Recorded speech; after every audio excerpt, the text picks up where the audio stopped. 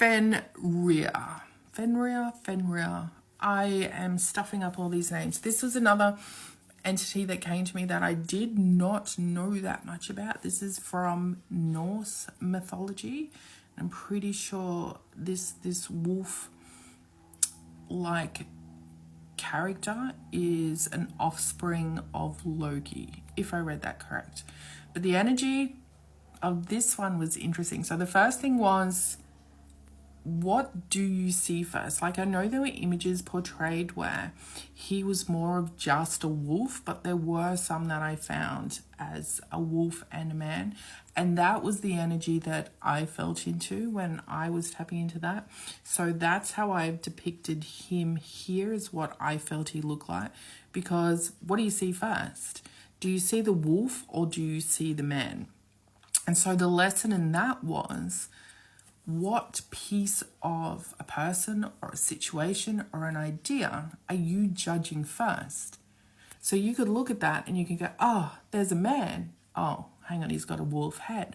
Or you can be like, oh my goodness, that's a wolf. Hang on, he has a man's body. It's like the old glass is half full, half empty type thing. What are you looking at first? Because that's how we are judging and looking at everything else around us. We are judging it based on which aspect or which viewpoint we are coming from. And that's going to be based on, of course, who we are, where we're at, what our thoughts were, what our experiences were.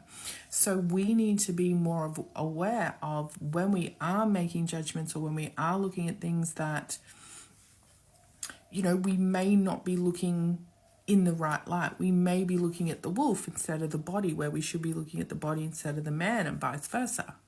The other thing that I heard with this energy was about being a lone wolf. About, yes, it's great to ride in a pack. Yes, it's great to be surrounded by people, to be in a team, to work with others, to move into a space when you are with other people. But it's also good to be alone. I just want to read some pieces of some of the thing I wrote, because we constantly hear how connected we are, yet so many of us feel so alone. Are we meant to connect with others, or are we meant to discover the truth within ourselves? Believing that we are all there is, but still wanting to be part of everything around us. There is a narrowing that occurs when you move along your own path. You start removing the layers of not only the things around you, but the things within you. This allows you to start becoming your very own vanishing point.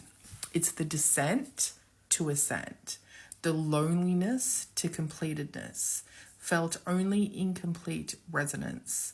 And discomfort is temporary, where ease is your natural state of being. Find your balance with and without. You can still be part of your own wolf pack when you are on your own. That even though you're supposed to be part of this group, this energy together, this wolf pack, you still need to have that time alone, that individualization, that loneliness, that getting to know yourself in order to be part of that wolf pack. Because if you're constantly in a group, if you're constantly with people, you never get to have that moment, that experience of you on your own, to get to know who you are, to understand who you are on that level of being in that space without. And yes, even though we are supposed to be these connected beings, because we exist as these humans, and part of human connection is having connection with other people, we still need to balance it with that knowingness and understanding of that oneness of who we are on our own without all that around us. And of course, I got all the other things about being resilient and strong, etc. There was some writing that I did that I might add in at the end.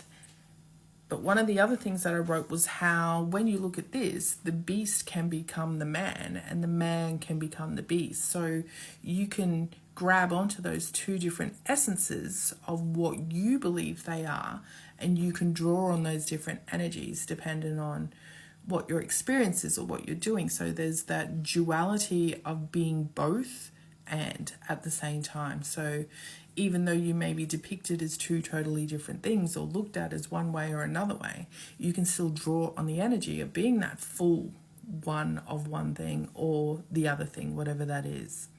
So don't be afraid to be alone. Don't be afraid to sit in that stillness of who you are, because even as this is depicted, being alone and being in a pack is the same as being a wolf or being a man. There's two different ways in which you can exist.